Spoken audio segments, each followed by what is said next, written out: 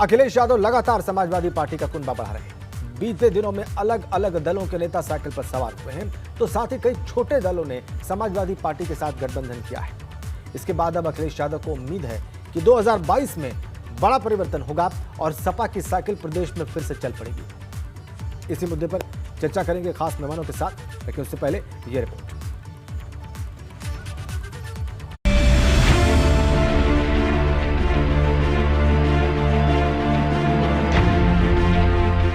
Samajwadi party के अध्यक्ष अखिलेश यादव ने 2022 की चुनावी बिसात पर अपने मोहरों की जगह तय करनी शुरू कर दी है और इसकी बड़ी तस्वीर अखिलेश यादव की अंबेडकर नगर में हुई रैली में भी देखने को मिली, जहां पर एक मंच पर बसपा से सस्पेंड किए गए और कभी मायावती के बेहद करीबी रहे राम अचल राजभर और लालजी वर्मा भी मौजूद रहे। मुझे खुशी है इस बात की कि लगातार समाजवादी पार्टी से लोग जुड़ रहे हैं, लगातार समाजवादी पार्टी के समर्थन में लोग आ रहे हैं।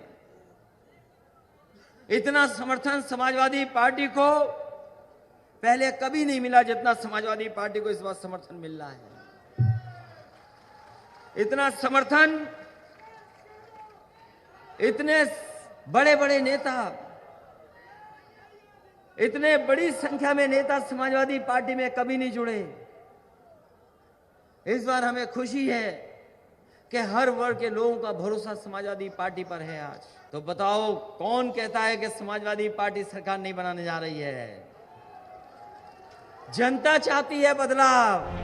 साफ है कि बसपा के इन दो बड़े चेहरों के सपा में शामिल होने से अंबेडकर नगर में भी समाजवादी कुनबा मजबूत हुआ है। वहीं अखिलेश यादव लगातार छोटे दलों के साथ गठबंधन कर अपने कुनबे को मजबूत बना रहे और 2022 की जंग में भाजपा को कड़ी चुनौती देते दिख रहे हैं।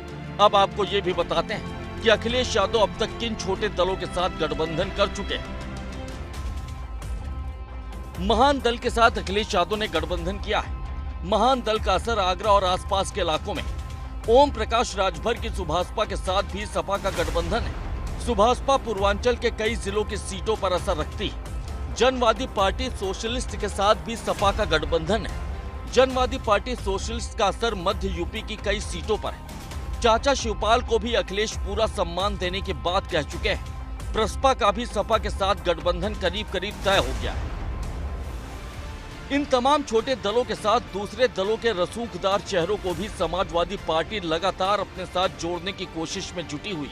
कुछ वक्त पहले ही प्रयागराज में बसपा के बागी विधायकों ने समाजवादी पार्टी का दामन थाम लिया था। साथ ही सीतापुर सदर सीट से भाजपा विधायक राकेश राठौर भी सपा में शामिल हुए थे, जिससे समाजवादी पार्टी की ताकत में इजाफा हुआ। वहीं अखिलेश यादव आने वाले वक्त में भी कई दलों के साथ गठबंधन का मन बना रहे, जिसके पीछे उनकी रणनीति सीधे तौर पर भाजपा को घेरने की। हालांकि उनकी ये रणनीति कितना कामयाब हो पाती है ये तो तभी तय हो पाएगा जब 2022 विधानसभा चुनाव के नतीजे सामने आएंगे। Bureau report, ABP Ganga. तो एक और अखिलेश यादव ने अंबेडकर नगर में दावा किया कि समाजवादी पार्टी को इस बार बड़ा समर्थन मिल रहा है और हर वर्ग के लोग समाजवादी पार्टी के साथ आ रहे हैं। और वहीं बीएसपी सुप्रीमो मायावती ने ट्वीट करके समाजवादी पार्टी पर हमला बोला और सपा पर दलित और पिछड़ों में जन्मे संतों और महापुरुषों का अपमान करने का आरोप लगा दिया।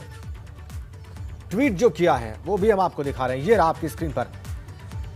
लिखती है, सपा शुरू से ही दलितों और पिछड़ों में जन्मे महान संतों, गुरुओं और महापुरुषों की तिरस्कारी कर रही है, जिसका खास उदाहरण फैजाबाद जिले में से बनाया गया नया अंबेडकर नगर जिला है। भदोही को नया जिला संत रविदास नगर बनाने का भी इन्होंने विरोध किया और इसका नाम तक भी सपा सरकार ने बदल दिया।